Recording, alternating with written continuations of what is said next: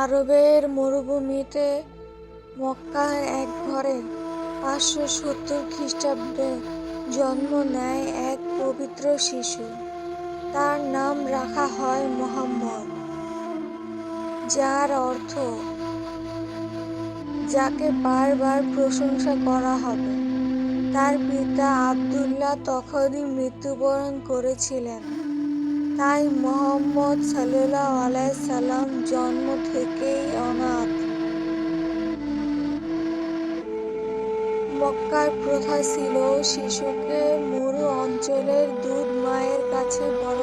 একদিন হালিমা সাদিয়া নামে এক দরিদ্র নারী শিশুটিকে বুকে দুধ খাওয়ানোর জন্য নিলেন।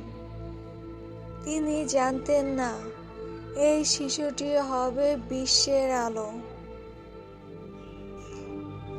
একদিন হালিমার কোলে শিশু অন্য বাচ্চাদের সঙ্গে খেলছিল। হঠাৎ দুজন ফেরেশতা এসে তার বুক চিরে কালো দাগের মতো কিছু বের করে ফেললেন। বললেন, এটা শয়তানের প্রভাব। তারপর ফেরেশতারা বুক বন্ধ করে দিলেন। শিশুটি অক্ষত রইল। এ ছিল আল্লাহর পক্ষ থেকে এক অলৌকিক নির্দেশনা।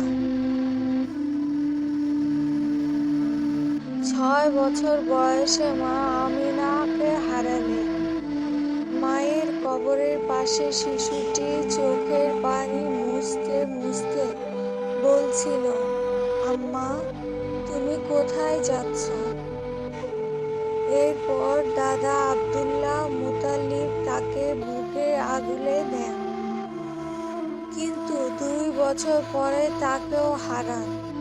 তখন মুহাম্মদ সাল্লাল্লাহু আলাইহি সাল্লাম কেবল 8 বছরের শিশু, কিন্তু ধৈর্য, বুদ্ধিমত্তা আর নম্রতায় তিনি ছিলেন আলাদা।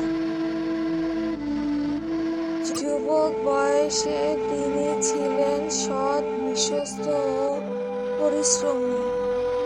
মক্কার লোকেরা তাকে ডাকত আল আমিন, অর্থাৎ বিশ্বস্ত ব্যক্তি। তার প্রতিটি কাজে দেখা যেত ন্যায়, দয়া আর সত্যের আলো। যে শিশু অনাথ ছিল তাকে আল্লাহ বেছে নিয়েছিলেন বিশ্বের জন্য রহমত হিসেবে। এই ছোটবেলার কাহিনীগুলোই দেখায় নবী মুহাম্মদ সাল্লাল্লাহু আলাইহি সাল্লাম জন্ম থেকেই ছিলেন বিশ্বের আল্লাহর প্রিয় বান্দা।